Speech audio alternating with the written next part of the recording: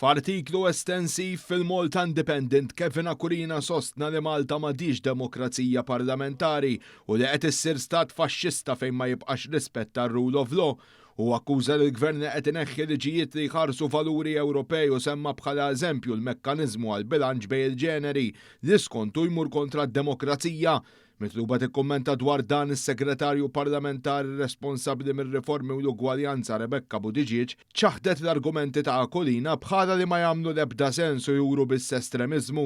Qalet il-mekkaniżmu biex jiżdiedu n-nisa fil-Parlament kien miżura demokratika u rappreżentattiva tas-soċjetà, mhux sinjal ta' faxxiżmu waqt li fakret li dan ġie approvat unanimament fil-Parlament wara diskussjoni estensiva.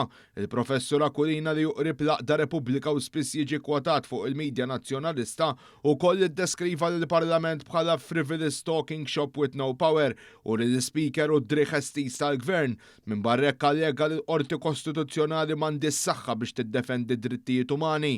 Madankollu f'kontrast ma' dawn l-akkużi esperti tal-Kumitat tad-Drittijiet Umani tal-Ġnus Magħquda faħru l-mekkaniżmu li wassal għal bilanċ aħjar bejn ir-rappreżentanti rġiel u dawk nisa fil-Parlament waqt li laqgħu b'apprezzament l-introduzzjoni ta' kwota ta' 40% għal parteċipazzjoni tan-nisa fil-politika.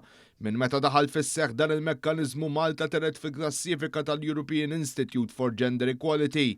Sa dan it-tant istituzzjonijiet internazzjonali wkoll jikkontradixxu l-argument ta' Aquilina dwar stat faxxista. Fil-fatt id-Democracy Tracker jindika li Malta tinsab fost l-aqwa 25% globalment u jisħaq li pajjiżna jopera b'saħħtu fir-rappreżentanza u drittijiet u b'mod medju fir-rule of law u l-parteċipazzjoni.